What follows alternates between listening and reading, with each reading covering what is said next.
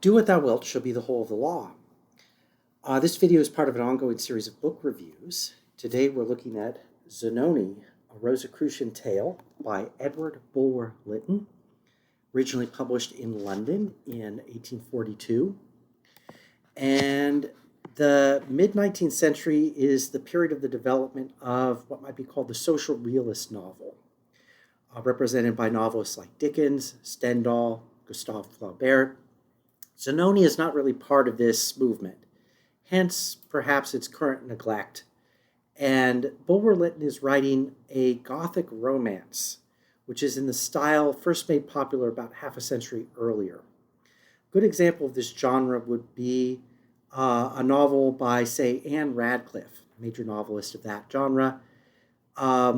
She wrote a novel called The Mysteries of Udolpho, which is set in a castle in the Italian mountains.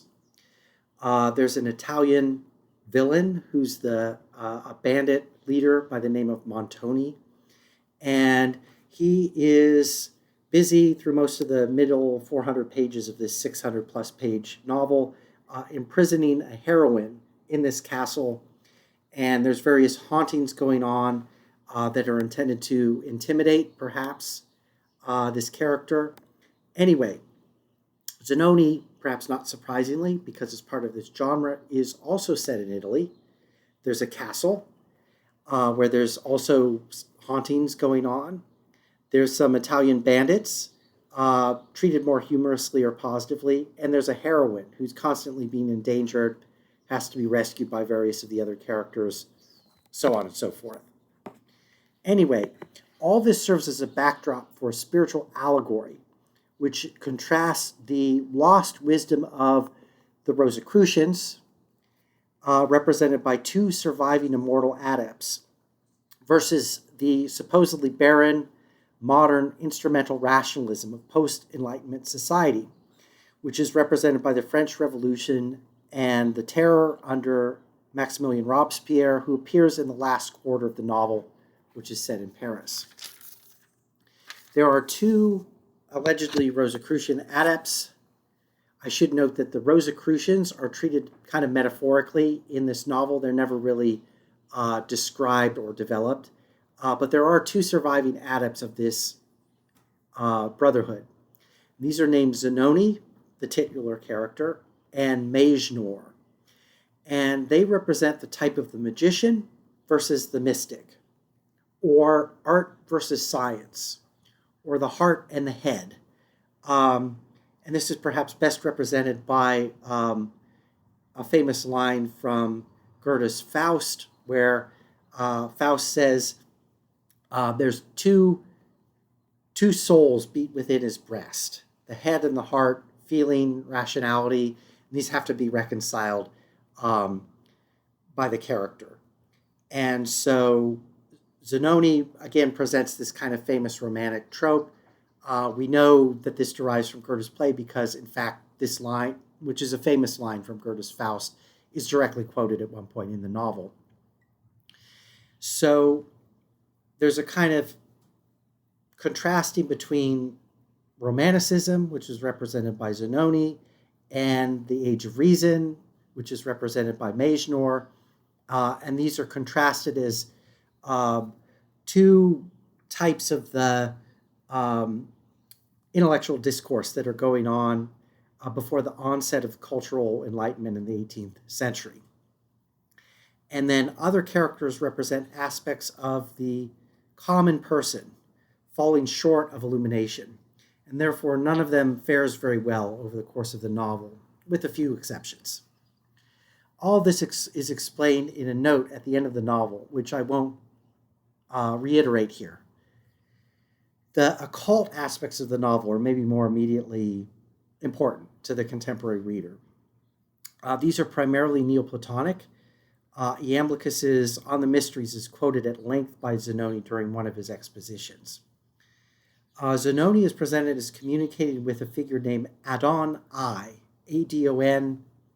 Adon-AI, which is obviously a kind of abbreviation of Adonai, which is the name of a solar angelic being, which is obviously the higher genius in the Neoplatonic theurgic system.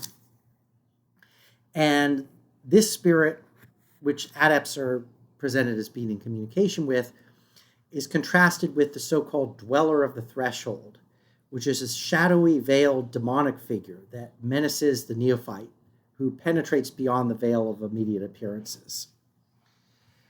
The dweller of the threshold reflects back their own limitations, and these have to be overcome through courage, self-denial, and denial of the limited temptations of the world of the senses. This idea of the dweller of the threshold was influential in theosophical lore and in the idea of the ordeal of the nephesh in Aleister Crowley's AA system. Also, it's clear to me upon reading this novel that it's a major influence on Eliphas Levi, who was researching and writing his magnum opus, The Doctrine and Ritual of Transcendental or High Magic, which is usually known in English by its title, Transcendental Magic. Zanoni was published when Eliphas Levi was working on this book. And many of his ideas concerning the astral light and its beguiling qualities for the profane and unprepared seem to me to obviously derive from the plot of this novel. Jocelyn Godwin, in his classic historical survey, The Theosophical Enlightenment, argued that Levi was influenced by Bulwer Lytton, not the other way around, as is more usually assumed by those more casually interested in this period. The style of the novel is maybe going to be the major obstacle for readers today that want to take a look at it.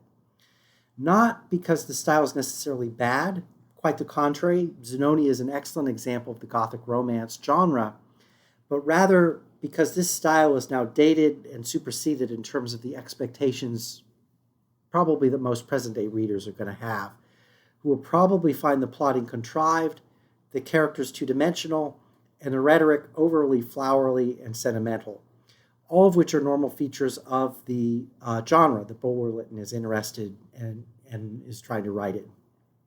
Regardless, I think there's sufficient worth to the contents of this book that I would encourage the patience required by the average reader to digest it.